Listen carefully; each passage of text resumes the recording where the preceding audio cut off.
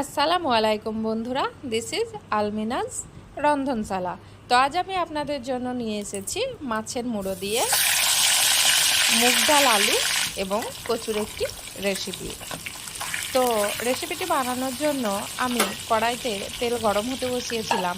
এখন আমি ধুয়ে ফ্রেশ করে রাখা মাছের মুড়োটিকে নুন হলুদ মাখিয়ে এই গরম তেলে এপিট ওপিট করে ভালোভাবে ভেজে নিয়েছি। তো মাছটা কিন্তু আমি একটু টাইম নিয়ে এপিট ওপিট করে ভাজবো, যাতে করে মাছের মধ্যে কোনো কাঁচা ভাব না থাকে। মাছের মধ্যে কাঁচা ভাব রয়ে গেলে তাহলে কিন্তু সবজিটা আস্তে আস্তে গন্ধ করবে, তাই আমি এটাকে উল্টে পাল্টে ভালোভাবে কড়া করে ভেজে নিয়েছি। অন্যদিকে আমি বসিয়ে দিয়েছি কড়াইতে দিয়ে দেব মাস্টার্ড অয়েল। তো এখন আমার তেল ঢালা হয়ে গেছে। তেলটি গরম হলেই আমি এর মধ্যে দিয়ে দিলাম একটি এলাইচি, একটি তেজপাতা, 2টা শুকনো লঙ্কা কুচি করে এবং 4টে কাঁচা লঙ্কা দিয়ে দিয়েছি, একটা বড় সাইজের পেঁয়াজ।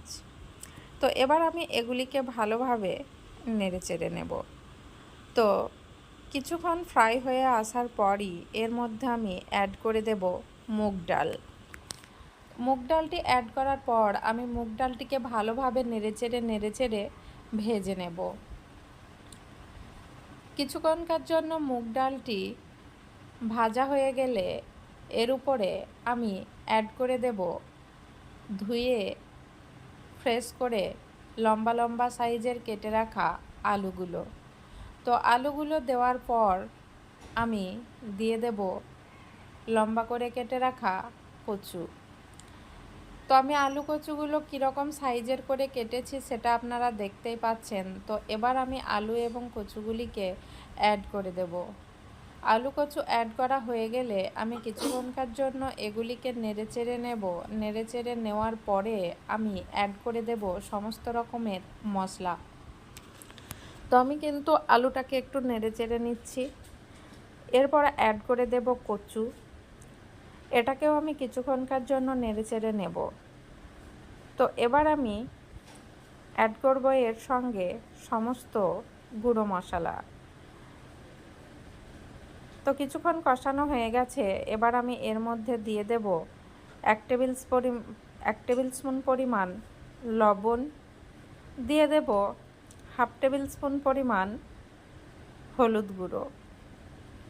তো আমার লবণটা দেওয়া হয়ে গেল। এবার আমি দিয়ে দেব 1/2 টেবিল স্পুন পরিমাণ হলুদ গুঁড়ো, দিয়ে দেব 1 টেবিল স্পুন পরিমাণ ধনে গুঁড়ো, দিয়ে দেব 1 টেবিল স্পুন পরিমাণ জিরে গুঁড়ো, দিয়ে দেব সামান্য একটু কোটা ঝাল। তো আমি এখন এগুলিকে দিয়ে কিছুটা নেড়েচেড়ে নেবার পর দিয়ে দিলাম 1 টেবিল স্পুন পরিমাণ আদা রসুন বাটা। তো এগুলিকে এবার আমি নেড়েচেড়ে নেব কিছুক্ষণকার জন্য।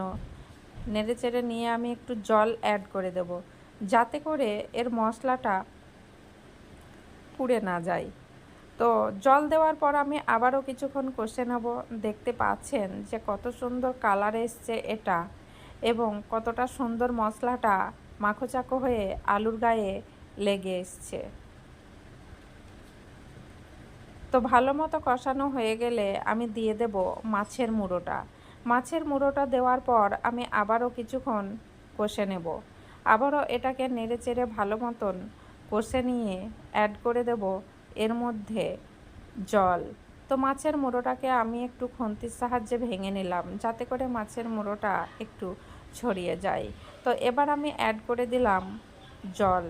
তো আমার জল অ্যাড করা হয়ে গেছে। জল অ্যাড করা হয়ে গেলে আমি একটু নেড়েচেড়ে নিয়ে এটাকে ঢেকে কিছুক্ষণকার জন্য হতে দেব। তো আমি কিন্তু আলুগুলো ডুবো ডুবো অবস্থায় রয়েছে এরকমভাবে জল দিয়েছি। তো আমি ঢেকে কিছুক্ষণকার জন্য হতে দিয়েছিলাম। এখন ঢাকনা খুলেই আমার এরকম অবস্থায় এসছে। আমি আবারও একবার নেড়েচেড়ে দিয়ে আবারও কিছুক্ষণকার জন্য ফুটিয়ে নেব।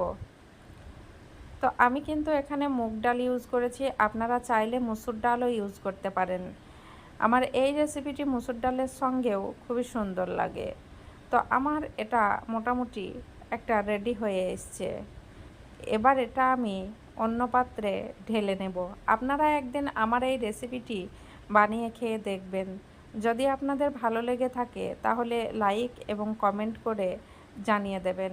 আমি ঢেলে নিয়েছি। তো দেখতেই পাচ্ছেন সবজিটা ঠিক এরকম অবস্থায় এসে দাঁড়িয়েছে। এটা কিন্তু দেখতেও সুন্দর এবং খেতেও এর অতুলনীয় স্বাদ।